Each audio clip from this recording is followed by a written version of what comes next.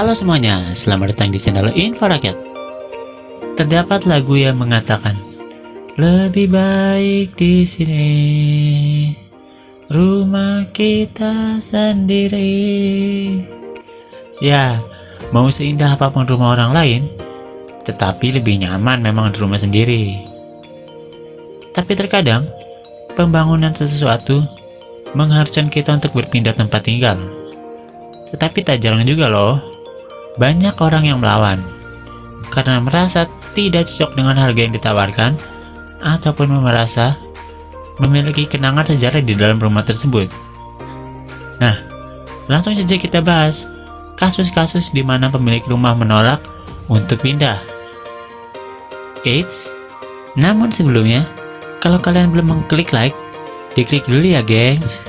Dan jangan lupa untuk mengklik subscribe untuk berlangganan agar tidak ketinggalan berita-berita menarik lainnya. Edith Masfield. Apapun yang kita miliki secara sah, pasti kita akan berusaha mempertahankannya. Demikian halnya dengan Edith Masfield, seorang perempuan tua yang mempertahankan rumahnya dari gempuran industrialisasi di tengah kota. Rumah Edith berada di sudut antara Jalan Northwest 46 dan Avenue 15, Barat Seattle, Amerika Serikat. Rumah tradisional kecil itu berada tepat di tengah-tengah Trader Joe dan LA Fitness. Awalnya, rumah tersebut akan dijadikan sebagai kompleks komersial pada tahun 2006 lalu. Namun, Edith menolak menjual rumahnya.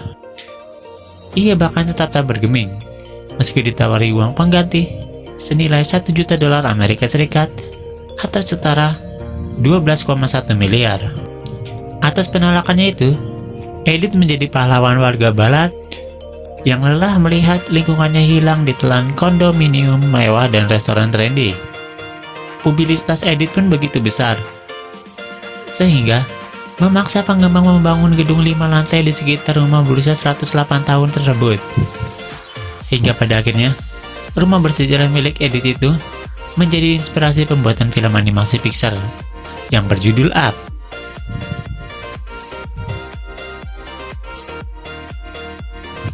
Rumah setengah. Rumah bergaya Victoria ini berumur 122 tahun dan terletak di Jalan St. Patrick. Pada tahun 1970-an, Toronto mempunyai banyak area perumahan dengan bangunan tipe semi-detached, yaitu 2 rumah yang dibangun bersebelahan dan hanya terpisah oleh tembok. Karena bentuk bangunannya mirip, 2 rumah itu terlihat seperti satu kesatuan. Tipe rumah seperti ini banyak ditemukan di Inggris, Kanada, dan Australia. Pada saat itu, pembangunan besar-besaran terjadi di Toronto, dan banyak rumah dibeli dan dihancurkan untuk membangun taman atau barisan apartemen baru. Salah satu yang dilirik adalah daerah sekitar Jalan St. Patrick. Banyak pemilik rumah yang menolak penggusuran dan melakukan perlawanan keras. Namun, karena tekanan dari pihak developer dan iming-iming uang ganti rugi yang cukup besar, satu persatu pemilik rumah bersedia menjual. Tapi, ada satu keluarga yang tetap keras pada prinsipnya dan menolak untuk digusur. Property developer resah, hanya satu keluarga ini saja yang tidak mau pergi, sedangkan pembangunan sudah harus segera dilaksanakan. Solusi terbaik adalah membagi semi-detached house ini menjadi 2, lalu menghancurkan bagian yang dijual tanpa menyentuh rumah sebelahnya.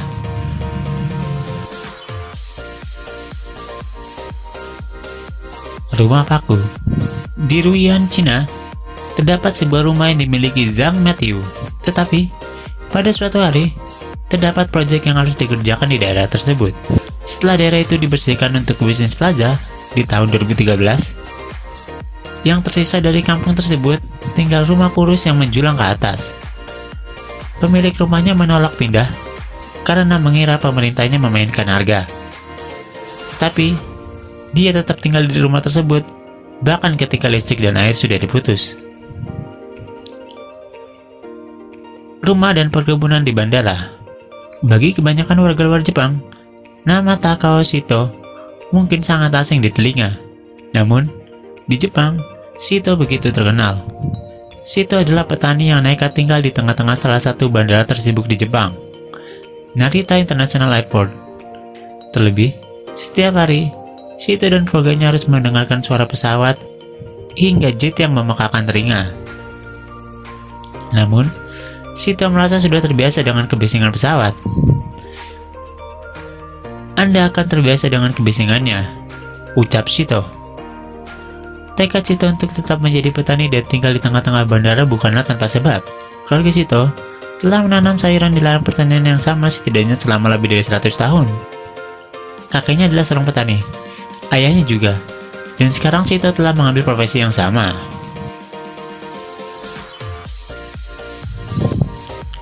Rumah di jalan.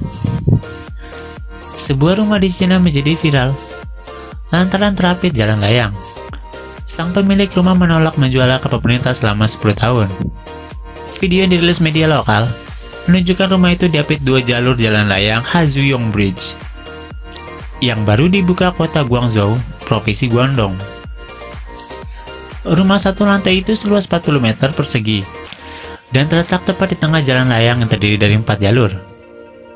Pemilik rumah yang dikenal nama belakang Liang mengatakan dia tidak mau pindah karena rumah pengganti yang ditawarkan pemerintah lokasinya tidak ideal. Ia menambahkan, dirinya santai saja dengan konsekuensi yang dihadapinya kini dan tidak memikirkan anggapan orang lain. Hal ini juga terjadi di Indonesia, di mana terjadi di area kompleks apartemen Tamrin Executive Residence. Liz, pemilik rumah yang berada di area kompleks apartemen Tamrin Executive Residence Tanah Abang, Jakarta Pusat itu, menolak untuk pindah dari tempat tinggalnya itu. Alhasil, rumah tersebut hingga kini masih bertahan dan menjadi satu-satunya rumah tapak di antara sejumlah tower apartemen yang megah. Rumah di atas bukit. Di tahun 2004, terdapat proyek pembangunan mall 3 lantai di Chongqing, Cina. Tetapi, tidak ada yang dapat meyakinkan keluarga Wu untuk pindah dari rumah yang mereka tinggali selama 3 generasi tersebut.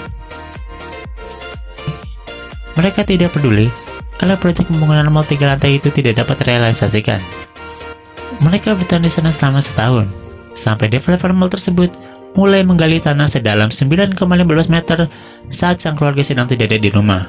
Alih-alih pindah, keluarga ini justru pulang ke rumahnya dengan cara memanjat dan mengibarkan bendera Cina di atas rumahnya.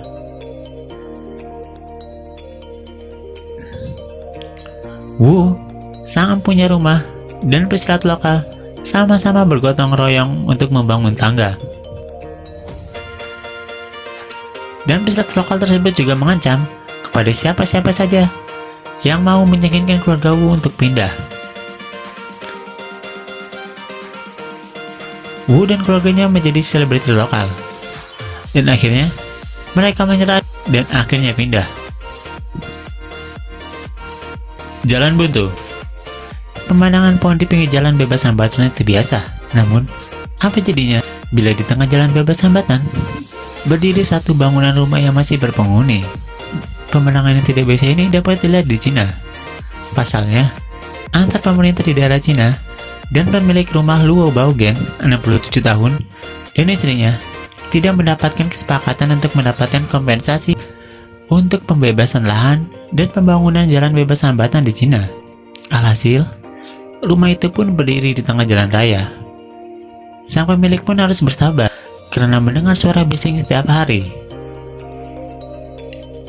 Hal ini bukan tanpa alasan. Pasalnya, Luo Baogen dan istrinya telah menghabiskan dana hingga $95.000 untuk membangun rumahnya. Namun, pemerintah Cina hanya memberikan kompensasi sebesar $35. Tentu Luo Baogen menilai ini tidak sebanding dengan yang ia keluarkan. Pemerintah Cina pun mencoba menaikkan kompensasi menjadi $41. Dengan tetap pada pendirian, Luo Baogen tetap tidak menyetujuinya.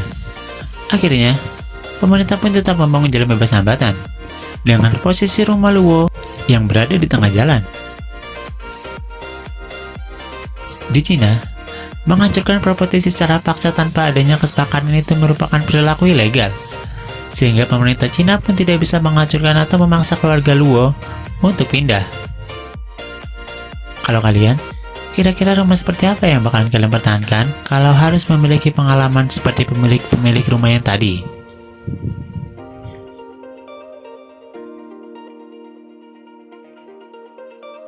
Terima kasih sudah menonton. Jangan lupa like dan subscribe ya. Dan sampai bertemu di video lainnya.